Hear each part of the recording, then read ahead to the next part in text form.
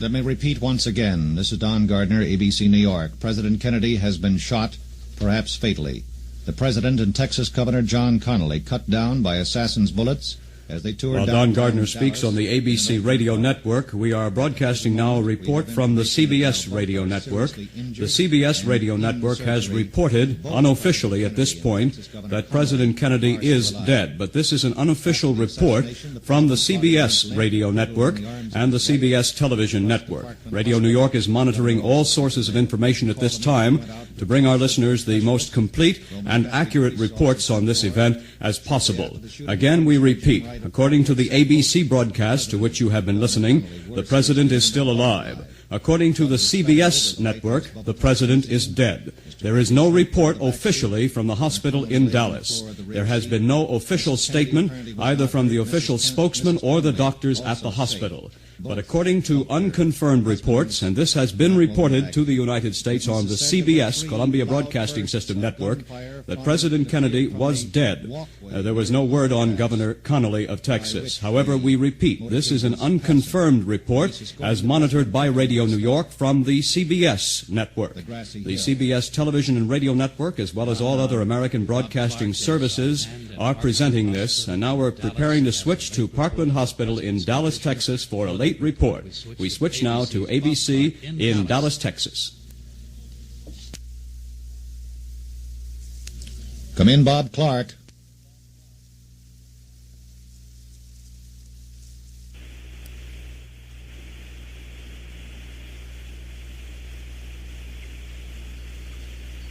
While we're waiting to get the latest report from Bob Clark, stand by in just a moment.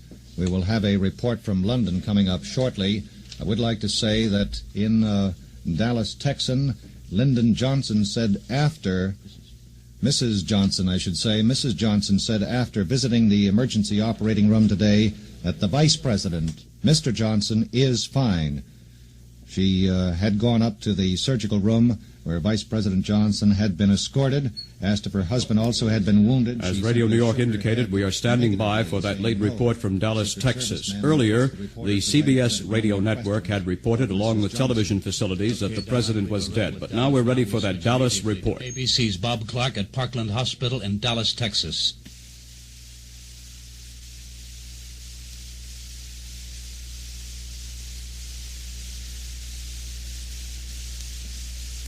Bob Clark is standing by down in Dallas, Texas. He's at the Parkland Hospital and will give us some information just in a moment.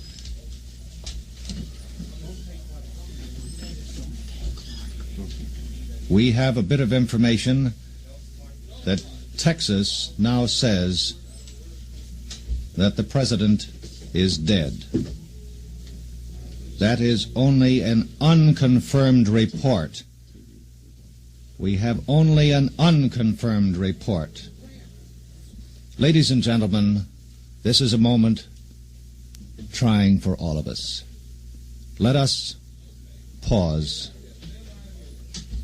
and let us all pray.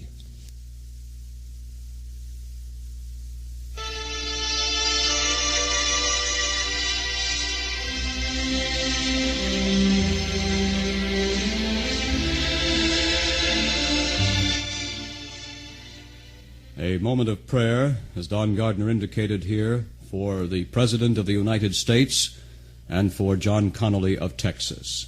Both at this moment, condition unknown. There have been reports that the President is alive. Other reports indicated that President Kennedy is dead.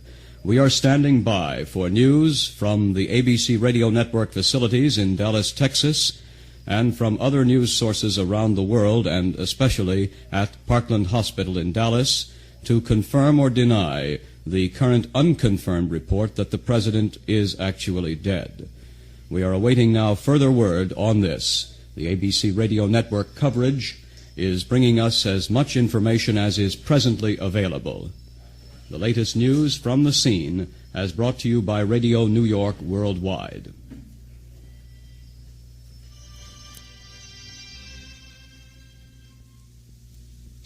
Ladies and gentlemen, President Kennedy and Texas Governor John Connally shot by an assassin today in Dallas, Texas. We do not know officially at this moment as to whether the president is alive or dead. There are conflicting reports. This latest bulletin just off the Associated Press in Dallas says the president was given the last holy rites of the Roman Catholic Church today after the assassin shot him down. A Catholic priest who performed the last rites said he did not believe that the president was dead. The priest said he did not believe that the president was dead. Don, let me say here, we've had trouble with our line to Dallas, but Bob Clark, who is at Parkland Hospital in Dallas, says that there is no official word that the president has died. There has been no report to that effect in the news area of Parkland Hospital. However, there have been reports to that effect, but the best we know at this moment is that the president is very critically wounded, that he has been given the last rites of the Roman Catholic Church. However, we have no official word that he is dead. There are conflicting reports. You are right, Nick George. We can stay on the air here at ABC Radio and will until we have the definite information, and we trust that it will be very joyous when the flash comes to us, that all is well. But at the moment, both President Kennedy and Texas Governor Connally are seriously injured. They are both in surgery. Blood transfusion material has been rushed to both of the emergency rooms. After the shooting took place, sheriff's officers did grab a young man, took him into custody at the scene. They are now questioning him.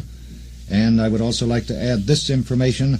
The New York Stock Exchanges, the New York Stock Exchange and the American Exchange closed early today, a few minutes after 2 o'clock, because of the shooting of President Kennedy.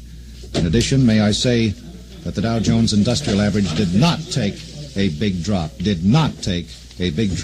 after the shooting of President Kennedy, but the exchanges are now closed. Let me repeat the gist of the information we have at this moment. President Kennedy has been given blood transfusions in an effort to save his life after he and Texas Governor Connally were shot as they rode on the outskirts of Dallas in a motorcade today. Hospital officials said they had given the president a transfusion of blood from their bank and were calling for new supplies of the same type. Secret Service agents escorted Mrs. Lyndon Johnson into the emergency room where the president lay. Police said they did not know whether the vice president was in that room. When the vice president, Lyndon Johnson, entered the hospital, he was walking but holding his arm as though he too might have been injured. Radio New York is bringing you complete coverage of this assassination attempt on President Kennedy. And now for those in our audience of the Spanish language, we present late news on this subject from Radio New York Worldwide Spanish News Service. Tito Arriagada reporting. A las 12:34 de esta tarde se escuchó la noticia en un flash que llegó a Radio Nueva York. El presidente Kennedy había sido herido en los instantes en que viajaba en un automóvil descubierto por las calles de Dallas, en el estado de Texas, en compañía de su esposa y del gobernador de ese estado, John Connally. El presidente Kennedy fue herido, inmediatamente fue llevado a un hospital, se encuentra en estos instantes en un hospital de Dallas y, según últimos informes, se le administraron los últimos sacramentos y aparentemente su condición es grave. Todos los informes que se están recibiendo desde Dallas indican que se está haciendo grandes esfuerzos para capturar a los asesinos o los que intentaron el asesinato, y la situación está en completa confusión en este instante. La noticia ha causado sensación naturalmente en todo el país y hasta la Bolsa de Valores de Nueva York cerró inmediatamente sus operaciones del día y el mundo entero se encuentra ahora pegado a las radios y televisoras esperando más detalles. El temor es de que el presidente pueda haber sido mortalmente herido y la noticia se encuentra en el ánimo de todo el mundo. The latest in news from the subject in Washington and in Dallas, Texas, the assassination attempt on President Kennedy, from Radio New York Spanish Language Service for Latin America. We will keep our listeners informed in both languages as news develops. We are at a very critical time now, not knowing one way or another what the condition of the President and the Governor of Texas are, nor whether or not the conditions of either are terminal or optimistic. The reporting that you've been hearing from the ABC radio network and from other sources, which we have indicated at times has been unconfirmed, has brought conflicting reports. Some have said that President Kennedy is alive, in critical condition, at the Parkland Hospital in Dallas, Texas. Others, as we reported via the CBS reports we received in our newsroom, said that the president was dead. There was no further word at this hour as to what the actual condition of the president was. Actually, there has been no official statement of any kind at this time. We have been given the information throughout, and now we're standing by for Bob Clark in Dallas, so let's go to Parkland Hospital, Dallas, Texas. There is still no official word here at Parkland Memorial Hospital on the condition of President Kennedy. Mr. Kennedy has now been in the emergency ward of the hospital for some 45 minutes. He was given last rites a few minutes ago by a Roman Catholic priest, but the priest said at that time the president was alive, though critically wounded. Governor Connolly, who was also shot by one of the 3 bullets fired by the assassin, went into surgery about 20 minutes ago.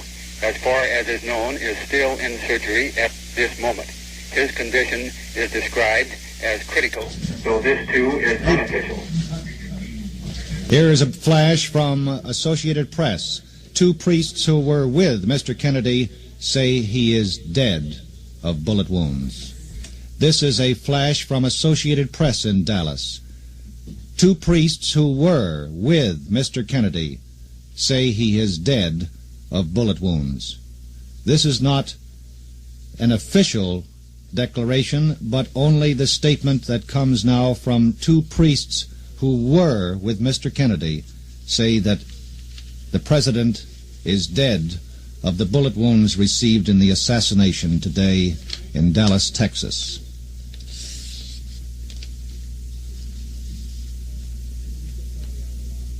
ABC Radio will bring you all of the information. Will let us stay with this story until we find out for sure what the official word is down in Dallas, Texas. There are conflicting reports. At one moment it is one way, at another moment it is another way. Until we can get official word, we will stay on the air. An assistant to Governor Connolly said he talked to the Texas governor in the operating room. The Texas governor was injured too, so apparently was Vice President Lyndon Johnson in the assassination attempt in Dallas today. Another bulletin from Associated Press in Dallas. 2 priests stepped out of Parkland's hospital emergency ward today and said that President Kennedy died of his bullet wounds. This is an additional flash from Associated Press that 2 priests who came out of the Parkland Hospital emergency ward said that the president was dead of his bullet wounds. The priests had been called, as would be a normal circumstance, to offer the last rites of the Roman Catholic Church to the president as he lay in the emergency ward at Parkland Hospital in Dallas, Texas. This is not an official statement.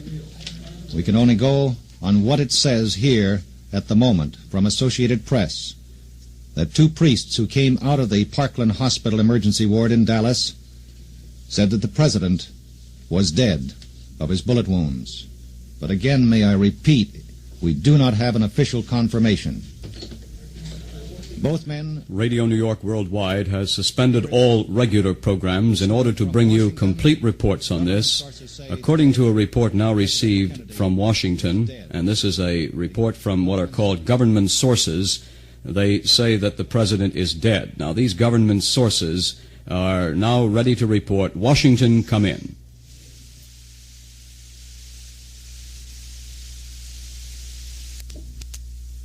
Go ahead, Washington. Go ahead, ABC, Washington. Richard Riddell, the press liaison for the Senate. He was the man who broke the news on the Senate floor. Mr. Riddell, what happened?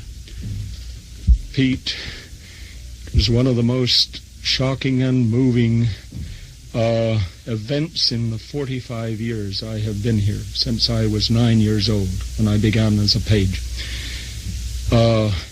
I first learned of the tragedy, the assassination of President Kennedy, when one of my assistants, Tom Pelican, rushed out As you may have heard just moments ago from John Lowry in the Radio New York newsroom, United Press International has just reported President Kennedy is dead. For a word now in Spanish.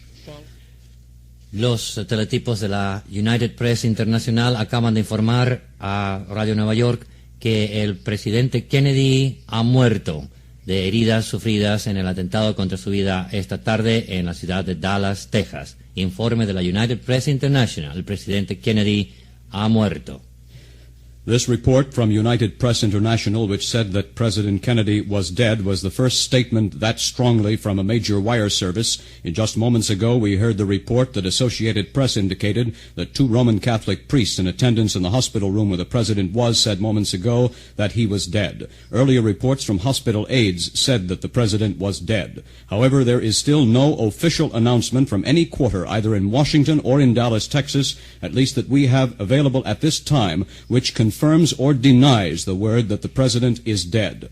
The condition was reported as critical. There has been actually no word as to what his condition was, where he was wounded or in what way, nor has there been any word on Governor Connolly of Texas. However, it was said that United Press International, as we indicated moments ago, reported he was dead. The Associated Press quoted the Roman Catholic priests. Of course, we are standing by for actual confirmed reports, and one must understand, covering the news around the world as we do, our listeners too must understand that a moment of extreme crisis, a moment of extreme gravity in world news brings a variety of speculative, unconfirmed reports. There is no way of confirming them. The entire communications and news networks of the United States and indeed of the world are now focused on the hospital room in Dallas, Texas. There is no official word. The moment it comes, all news media will have the word.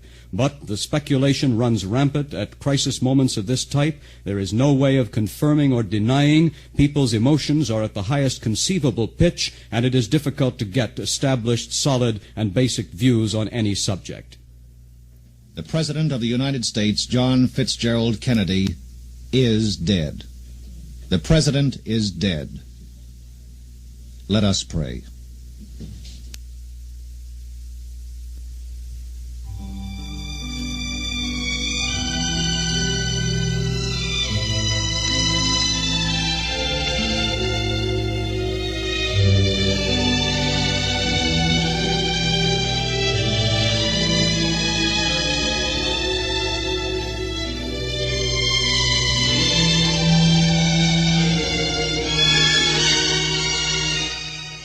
The ABC radio network has now added its voice with the report that President Kennedy is dead. Ladies and gentlemen, the President of the United States is dead of an assassin's bullet in Dallas, Texas. Shot by an assassin while his motorcade was moving along the streets on the outskirts of Dallas. Well, 250,000 people lined the streets to cheer his appearance there. Ahora en español queremos informar a los oyentes que la ABC, la United Press y las citas anteriores de la Associated Press citando a 2 sacerdotes que asistieron al presidente, todo parece indicar que el presidente Kennedy ha muerto. Como decíamos hace un instante en nuestra transmisión en inglés, es difícil confirmar estas noticias de fuentes oficiales. Las emociones se encuentran en su más alto grado de exaltación en este instante. Se especula muchísimo, pero hasta ahora hemos recibido 3 informes de distintas fuentes de que el presidente ha muerto. Todavía estamos esperando confirmación oficial de la Casa Blanca o del hospital en Dallas, en donde el presidente fue llevado para asistirlo de las heridas que recibió de balas asesinas en los momentos en que viajaba en un automóvil descubierto por las calles de Dallas, Texas. Naturalmente nos mantendremos en constante comunicación con los oyentes de esta emisora para hacer llegar hasta ustedes la información a medida que la vamos recibiendo desde las distintas fuentes de información que tenemos a nuestra disposición. La última noticia, como decimos, recibida es que el presidente Kennedy aparentemente ha muerto de las balas asesinas en las calles de Dallas, Texas. The President of the United States is dead. This report from the ABC radio network, from United Press International, and some confirmation from Associated Press. There is no official announcement that we have heard, nor any spokesman who has made such an official announcement that has yet been quoted. However, we are standing by. President John Fitzgerald Kennedy has been President of the United States for almost 2 years and 10 months. His death comes now prior to a presidential re-election campaign for 1964, a time when the world was waiting to see what his policies would bring in reaction from the American public and the world. The word now in, officially, that President Kennedy is dead. The Washington sources are confirming the death of the President at this hour, although again, there has been no official statement from Washington. In moments, we will switch back to the ABC radio network for continuing coverage from Don Gardner and the ABC staff of correspondence and worldwide reaction to this sad event in world history.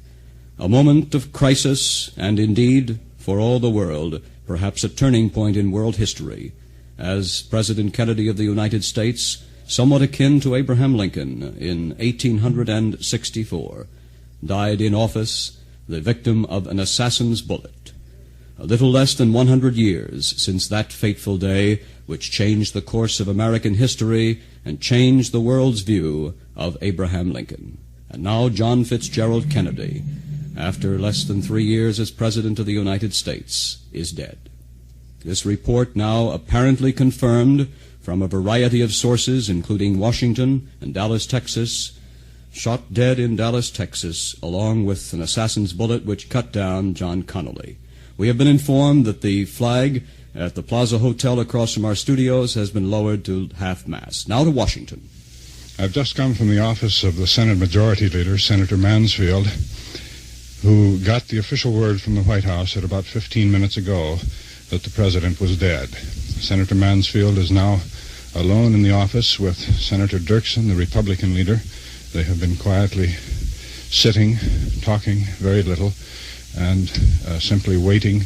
In a few minutes, they are going to make a statement on the President's death. But this great shock has, of course, been to them perhaps as a greater loss than to most. Senator Mansfield and Senator Dirksen had been with other members of the Senate, waiting anxiously by radio and TV since the word first came that the President was shot.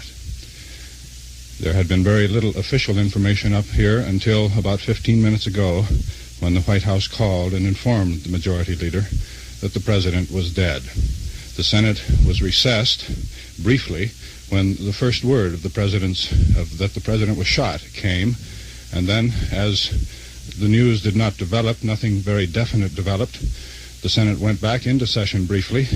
Senator Mansfield asked the chaplain of the Senate for a prayer to be followed by adjournment as the Senate waited for news on the President's condition. Senator Mansfield at that time said, in view of the tragic situation that confronts the nation and the free world and the extreme danger that confronts the President, who at that time was not known to be dead, in view of that, he asked the chaplain for a prayer. The chaplain, Dr. Harris, the chaplain of the Senate, then, as all the members of the Senate stood silently, said, "This sudden and unbelievable news has stunned our hearts. The President of the Republic has gone down like a green cedar with a shout against the hills and leaves an empty place against the sky." And the chaplain of the Senate said, this was an hour ago, "Let us pray that his life be spared." The chaplain then said, "God lives, the government in Washington still stands." We now have a report that is unconfirmed. I repeat, this is an unconfirmed report that Vice President Lyndon Johnson has suffered a heart attack. Vice President Johnson, who was with the President and was reportedly shot in the arm only, we have this unconfirmed report from Dallas that Vice President Lyndon Johnson has suffered a heart attack. This is John Rolfson, ABC, at the Senate.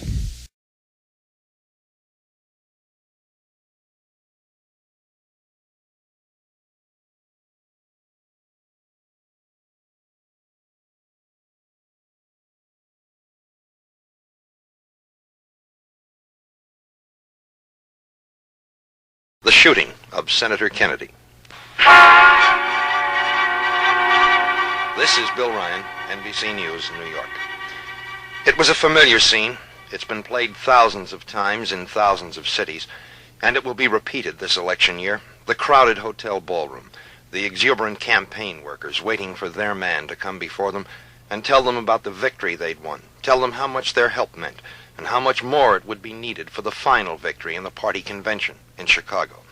Very early this morning, in the ballroom of the Ambassador Hotel in Los Angeles, Bobby Kennedy played that scene this way. We have certain obligations and responsibilities to our fellow citizens, which we've talked about during the course of this campaign, and I want to make it clear that if I'm elected President of the United States with your help, I intend to do that.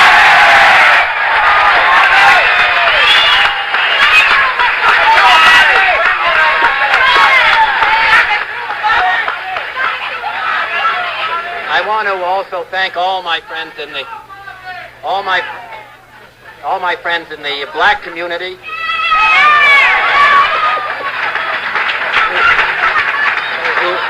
who made such an effort in this campaign. With such a high percentage voting today, I think really made a major difference for me. I want to express my appreciation to them. To my old friend, if I may, to Rafer Johnson, who's here.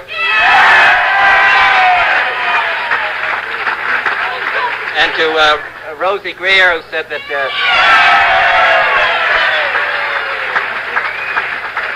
he'd take care of anybody who didn't vote for me. In a kind way, because that's what we are. The two black men Senator Kennedy thanked for their help in his California victory were Rafer Johnson, a gold medal winner in the Olympics, and Rosie Greer, a giant of a man who played professional football in a very professional manner. In a few moments, they were to serve the senator in a way no one ever dreamed of. Kennedy left the ballroom for a news conference. He took a shortcut, heading for the meeting with reporters.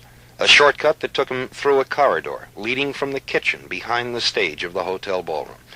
There was a man in that corridor, a special man, one with a gun.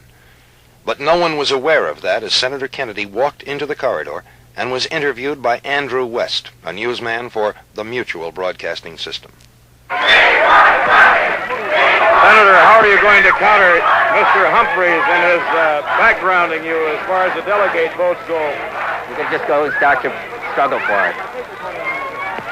Senator Kennedy has been shot. Is that possible? Is that possible? Is it possible, ladies and gentlemen? It is possible. He has not only Senator Kennedy. Oh my God! Senator Kennedy has been shot, and another man, and possibly shot in the head. I am right here. Rafer Johnson has a hold of a man who apparently has fired the shot. He has fired the shot. He still has the gun. The gun is pointed at me right at this moment.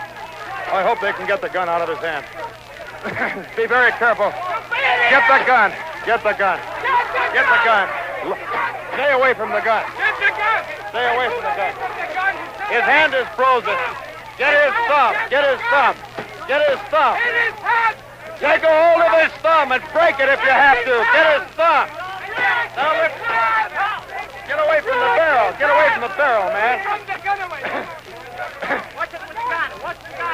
Look out for the gun. Okay. All right. That's it, Rafer. Get it. Get the gun, Rafer. Okay, now hold on to the guy. Hold on to him. Hold on to him, ladies and gentlemen. They have the gun away from the man. In this shot, they've got the gun. I can't see the man. I can't see who it is. But Senator Kennedy right now is on the ground. He has been shot. Hold him, Rafer. We don't want another Oswald. Make room, make room, make room. The senator is on the ground. He's bleeding profusely. Now the ambulance has been called for. And the ambulance is... Bring the ambulance in this entrance. And... this is a terrible thing. Ethel Kennedy is standing by. She is calm. She's raising her hand high to motion people back. She's attempting to get calm. A woman with a tremendous amount of presence. There's a certain amount of fanaticism here now. I can only say that here in the kitchen of the Ambassador Hotel, The senator walked out the back. I was directly behind him. You heard a balloon go off and a shot. You didn't really realize that the shot was a shot. And yet a scream went up. 2 men were on the ground, both bleeding profusely. One of them was Senator Robert Kennedy. We do not know if the senator is dead or if he is alive. This is Andrew West, Mutual News, Los Angeles. As the senator lay there on the floor of the hotel kitchen, a kitchen employee rushed to help him. His wife Ethel reached out her hand to touch him. A priest put a rosary near the senator's hands, and a doctor gave emergency first aid. Among those in that madhouse of screaming, near hysterical, grief-stricken people was Wilson Hall of NBC News. Until I began calling for a doctor for Senator Kennedy, the screaming sounded like female screams you hear at any rally for Senator Kennedy. The screams could have been that. The sharp pops could have been more of those balloons that had been popping around the ballroom all night long. For minutes, it was hysteria and chaos. Police hustled off a little man, fighting off a crowd who were trying to tear him apart. Kennedy and another man, Paul Schrady, a union official working with Kennedy, were lying on a floor of a small anteroom, lying there, bleeding from the head. Kennedy was conscious. He whispered to people to move back so he could have some air. He was holding a rosary. His wife, Ethel, very composed, knelt beside him, whispered to him. The stretchers came. It seemed like hours, but it was only minutes. Senator Kennedy was taken to Central Receiving, a police hospital. Minutes later was transferred across the city to Good Samaritan Hospital. The surgery began. Wilson Hall, NBC News, Los Angeles. Kennedy was taken to one hospital, then moved to another where emergency surgery was performed early this morning. Gene DiCardo, NBC News, reports. Outside the Los Angeles hospital where Senator Robert Kennedy lies gravely wounded by a would-be assassin, a crowd of tight-faced men and women continues their long vigil. They were there during the strained, tense hours of brain surgery as 6 specialists worked to save the presidential candidate shot 3 times early this morning. At this hour, Kennedy remains in very critical condition. He's putting up a courageous battle to live, however. After the shooting, aides ministered to the senator for the wild, panicky trip to an emergency hospital. After first aid and the administering of last rites of the Catholic Church, a team of skilled brain surgeons began the critical operation. Then Kennedy's press secretary, Frank Mankiewicz, made the announcement. In addition to the damage done by the bullet, there may have been an impairment of the blood supply to the midbrain, which the doctors explain as controlling, or at least governing, certain of the vital signs, pulse, heart, eye tract, level of consciousness, although not directly the thinking. Since then, there have been a series of bulletins and news conferences. Their content remains pretty much unchanged. The tests are inconclusive. Life forces remain strong. The candidate has not regained consciousness. In a makeshift gymnasium press room, reporters have gathered from all over the world, and they seem to reflect the grave concern reported from all over America. Gene DiCardo, NBC News, Los Angeles. Dr. Henry Cuneo was on the team of neurosurgeons who operated on Senator Kennedy. Dr. Cuneo once studied under Dr. Lawrence Poole, a neurosurgeon at Columbia Presbyterian Medical Center in New York City. Doctors Cuneo and Poole spoke by telephone after the surgery this morning, and later, NBC News correspondent Edwin Newman had this conversation with Dr. Poole. Dr. Poole, I think you spoke to one of the surgeons who operated on Senator Kennedy this morning, did you not? I did shortly after noon today, and this was Dr. Henry Cuneo, who was one of the team of brain surgeons who I know. He gave me permission to quote to the effect that the injury was much more serious than it was at first supposed, and had injured the cerebellum, which is the part of the brain dealing with balance and coordination at the back of the head on the right side, and also the occipital lobe, which is the back part of the brain on the right side dealing with vision toward the left.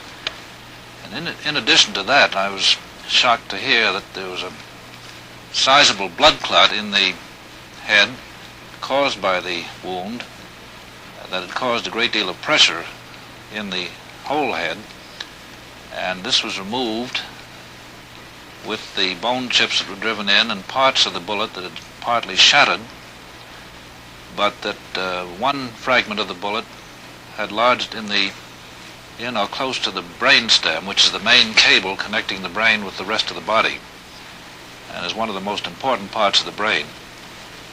So that, and in addition to that, Dr. Cuneo told me that the superior cerebellar artery, which is one of the main arteries at the upper end of the brain stem, or forward end, was torn by the accident.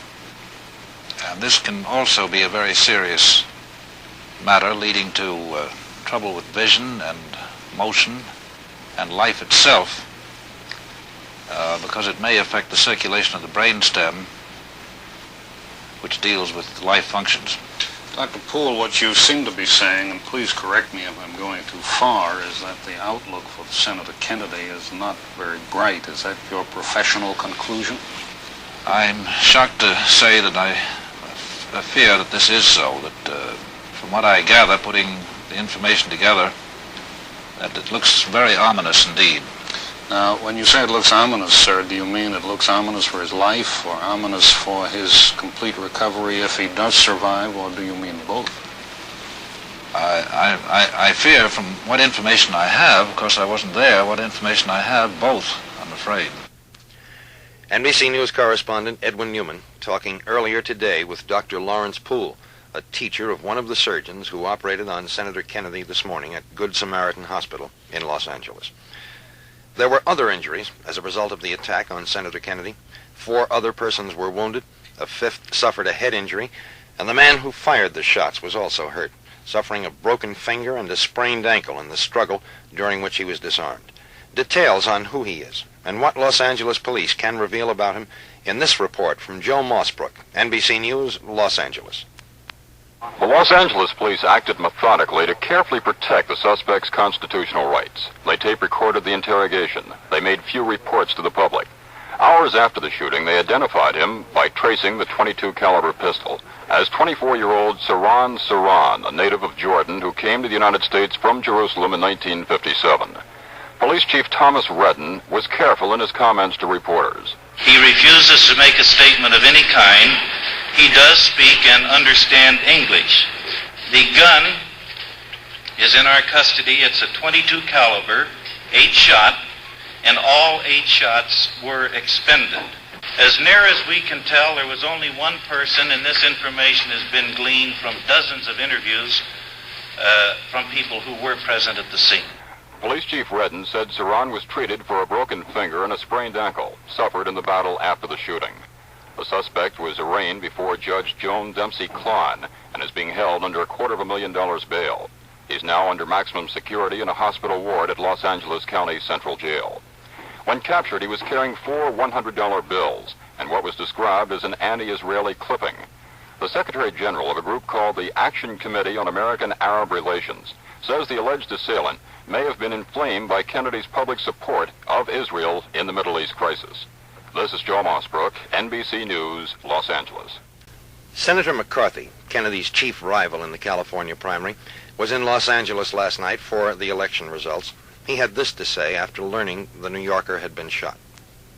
It's not enough, in my judgment, to say that this is the act of one deranged man. If that is the case, the nation, I think, bears too great a burden of guilt to really of a kind of neglect which has allowed the disposition of violence to grow here in our own land, and part of reflection of violence which we have visited upon the rest of the world, or at least upon a part of the world. All of us must keep vigil with the nation in prayer and hope that Senator Kennedy will recover. Meanwhile, I'm suspending indefinitely all political activities. The word that went out to all McCarthy headquarters throughout the nation was terse, a 2-word order from the senator's campaign manager, Blair Clark. The order said, shut down. All the other major candidates have suspended their campaigns. Richard Nixon expressed his sympathy, saying he was shocked and appalled by the attack on Kennedy. Vice President Humphrey canceled an appearance at the Air Force Academy in Colorado, flew back to Washington, where he made this statement. Millions of other Americans and people throughout the world, I'm very sad with a heart full of grief and sorrow over this terrible incident, this act of violence. I've been in touch with Senator Kennedy's family. I've tried to offer whatever consolation and sympathy I could. The senator is seriously affected and wounded, and I have nothing more to say except that I pray for his full recovery, for his return to active life. Though there is no legislative authority for his action, President Johnson today ordered that all candidates for president be given Secret Service protection. The police chief of Washington, D.C. put his men on 12-hour shifts as a precaution. Although no specific reason was given for the move, it appeared to anticipate possible civil disturbances, such as those which followed the April murder of the Reverend Dr. Martin Luther King, Jr. His Poor People's March is in the Capitol now, and possibly the members of that demonstration will feel the injury to Senator Kennedy more deeply and painfully than any other segment of the people now in the Capitol. A report on Washington reaction to the attack on Kennedy from Neil Boggs, NBC News. Official Washington used action as well as words to express its shock and anger and sorrow over what happened in Los Angeles. First, there was the president authorizing Secret Service protection for the other presidential campaigners, nor did he wait for Congress to approve, though it promptly started the process. Then there was the House. After months of wrangling in House and Senate over the crime control bill with its now limited firearms provisions, the House moved rapidly. By a vote of 317 to 60, the House put the Senate version into position for a final congressional vote tomorrow. In doing so, it voted to bypass action by a conference committee rather than risk a further watering down of the gun control provision. That part of the measure isn't much to begin with, its critics say, and they include, ironically, both Senators Kennedy, who had held out for stronger gun control laws. Mail-order sales of handguns, the kind used against Robert Kennedy, would be banned. Counter sales would be limited to persons 21 or older. For rifles, it was a rifle which killed his brother, the president, and for shotguns, no restrictions. The National Rifle Association has been one of the foremost opponents of tough gun controls. The association's Washington headquarters, not far from the White House, was the target today of an apparently spontaneous outpouring of citizen reaction to the shooting. About 200 persons picketed the building: office workers, students, union members, representatives of church groups, housewives, poor people from Resurrection City. It was a peaceful protest, ending as quickly and quietly as it began. The Rifle Association issued a statement tonight expressing horror at the assassination attempt, but in defense of its position, the association added the belief that gun control laws would have made no difference. Neil Boggs, NBC News, Washington. It sounds almost brutally callous to say it, but there are political developments that will come as a result of the injury suffered by Robert Kennedy this morning. There may be a moratorium on campaigning as he fights for his life, but politics, as does life, goes on. An appraisal of the situation from Robert McCormick, NBC News, Washington. All the major political candidates have suspended campaigning. There can be no question that they simply have no stomach for the grimy public actions necessary in a political fight. But the country's normal functions must go on, so the campaign suspension must be temporary. Where and how it resumes, in what direction it goes, is hard to figure.